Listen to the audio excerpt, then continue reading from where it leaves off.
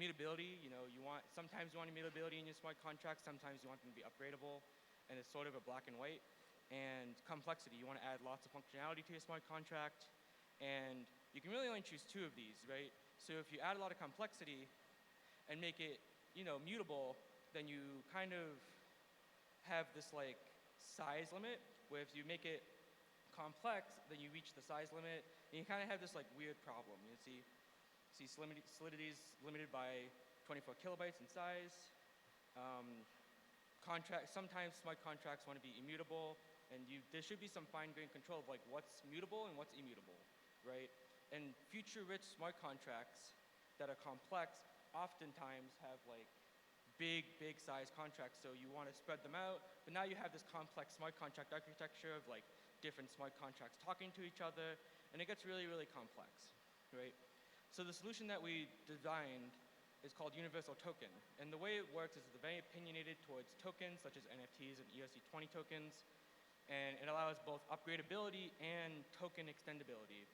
What that means is that I can upgrade the token logic as if it's an upgradable contract, but I can also add plugins to reuse functionality that I might have had in other tokens or NFTs.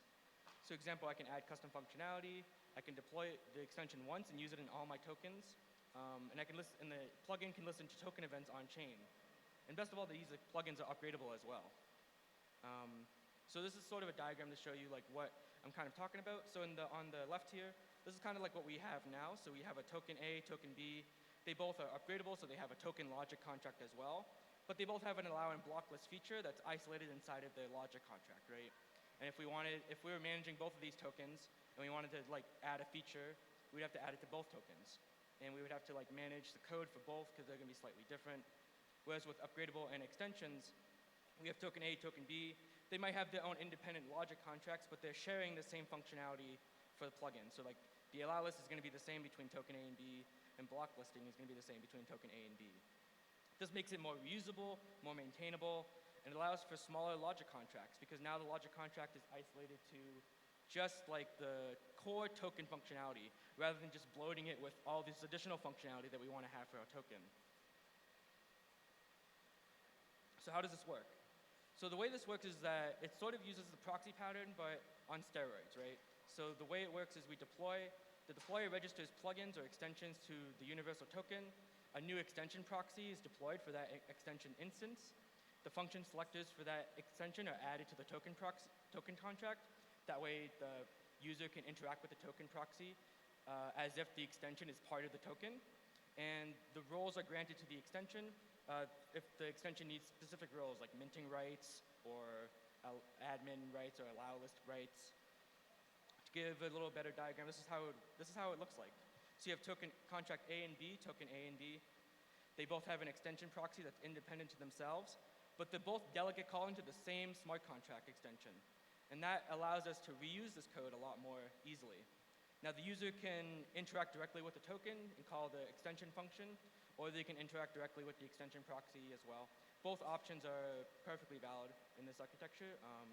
It's smart enough to know that where the call is coming from. The role system, the reason why we did this is because we wanted to have a permission rolling system. We don't want to have extensions have like unlimited access to storage. We have this, I guess, separation here between the token and the extension because we don't want to give untethered access to token storage to plugins, right? We want to have them be granted roles. So some default roles are like minter roles, manager role, control transfers, admin roles. And before a extension is registered, you can see on chain what these roles are. So that way you're aware of like, okay, this plugin requires minter rights. And that's it. I am confident that I know what this plugin is doing. So yeah. All required roles are visible on chain, and there are some function modifiers in the extension API that allow you to benefit from these roles. So I'm going to show you how to build an extension super quickly. So first step is we got to write some boilerplate. So we're going to write us a new smart contract. We're going to make some imports for token extension and the transfer data. We're going to inherit from token extension, and then we'll make an initialize function. So the token extension base contract is the base for all token extensions. It offers extension API to do things like require roles, set metadata, listen for events, and things like that. And once an extension is registered to a new token, the initialize function will be called just as if it's an upgradable contract. Like when you deploy an upgradable contract, the initialization function is called. The same case is here as well. Next, we define the logic for our extension. So in this case, I'm making a soul-bound extension. I want an NFT, and the NFT has the soul-bound option, so it can't be transferred if you mark it as soul-bound. So this extension looks pretty simple. We have a mapping for soul-bounded tokens. We have a function for if a token is soul-bound, we can query for that. We have a function that allows you to soul-bind your own tokens, so you can't transfer them. And then we have this on-transfer function that will check if a token is soul-bound or not. If it is, then it will revert the whole transaction. The initialize function I kind of hid here just for the sake of just showing the logic here. Extensions can define their own state because they're isolated inside of their own proxy. And yeah, and in this case, the key thing change here is that we have to use underscore message sender instead of message.sender because underscore message sender is doing some magic behind the scenes to tell you who the real caller of this of the function is. So like right here, we have the require message sender equals this. We're just making sure the person who is soul bounding the token is the owner of that token. This is like a bigger view. I don't know how big it shows up on there, but yeah. Next, we'll define some event listeners. We want to know when a token transfer happens so we can call our callback function. So in our initialize function, we just simply invoke listen for token transfers. We give it our function. Solidity 0.8 added function types, so now we can just specify this on transfer. We don't have to do anything like weird or anything. And it automatically knows that this function right here at the bottom is the one to call when token transfers occur. Extension can do whatever they want inside of a callback. They can modify state, they can check for state and do reverts. The only thing they can't do is do a transfer again because then it becomes recursive, right? Unless you plan it out, right? But that's just the only limitation is if you do a transfer without really thinking about it, then you can end up in this recursive callback. And then lastly, we have to define the extension's metadata inside of the constructor. We do it in the constructor because then it becomes visible on chain, right? So we can define what function selectors that this plugin has. We can define what token standards this plugin supports. We set a package name and version for upgradability's sake and for tracking. And we can set an interface label for introspection into the extension. Now this is also a place where you can define what roles are required for the extension. So I can say underscore require role and then put the mentor role or the admin role.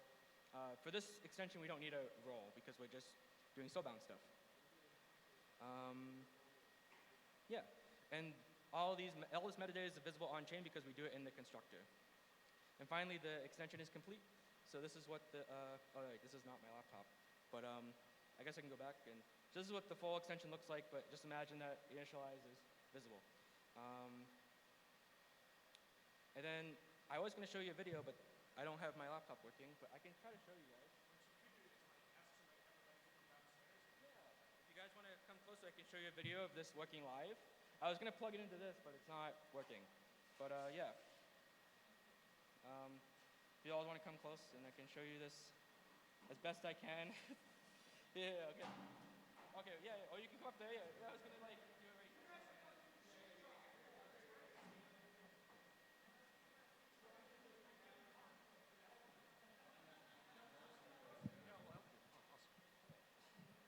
So what I'm going to show you is this. This is the demo app that comes with the UniversalToken repo.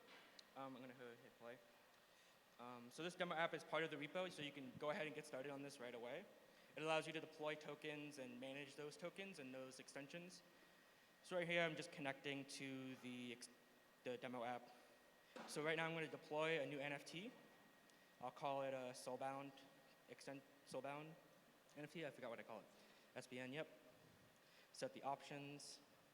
And I'm going to deploy a new logic contract. This is required because it's a upgradable contract as well. So we're going to go ahead and deploy one.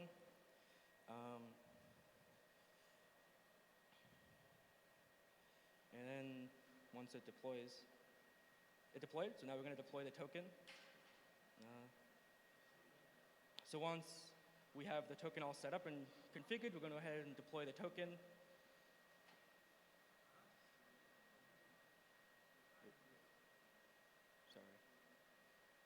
Once that's done,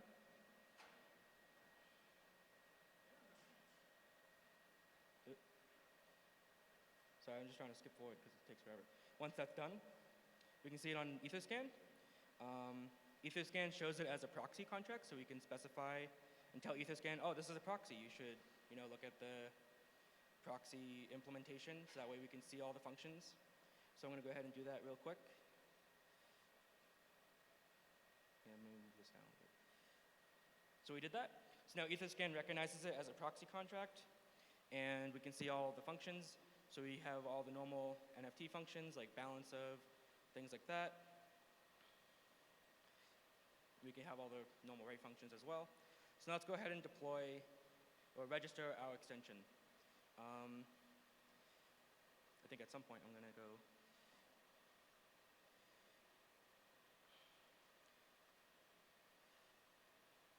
So we're going to go back.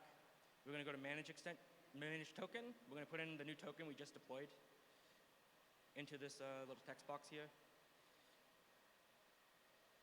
And then you can see now we can add register extensions. We can upgrade the token logic. And then here you can see I have the extension already deployed on chain. You can see the code. You could see the functions if you want and query them. But right now we're just going to register it. So I'm going to put it in this little box, register extension. It's going to come up here, and it's going to say, hey, you want to confirm? I'm going to hit confirm. And it's going to take a little bit.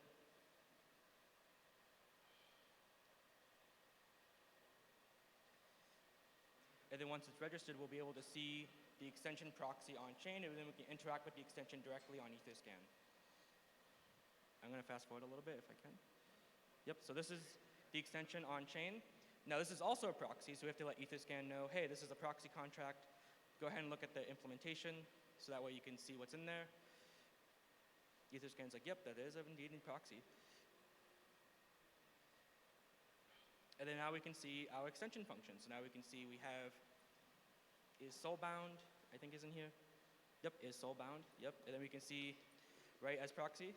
And we can see now we have the functions soulbind and the other ones as well. So now let's go to our function, token. Let's go ahead and do a transfer, just to make sure that it works, right? At this point, nothing is soulbound, so we should be able to mint and transfer tokens normally. So I think right now I'm going to mint a token, because there are no tokens minted. Oh, I have to connect, yeah, that's right.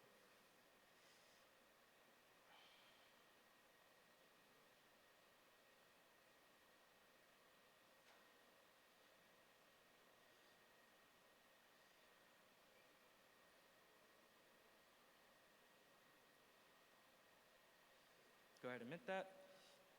We'll fast forward a little bit just so we're not waiting for Etherscan or testnet to mine. So now that we've minted the token, let's go ahead and soulbind it.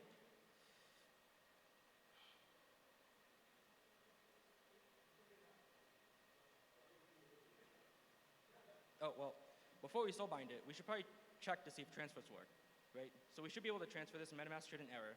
So let's do a transfer first, just for sanity check, So let's get a different address here that we're going to transfer to.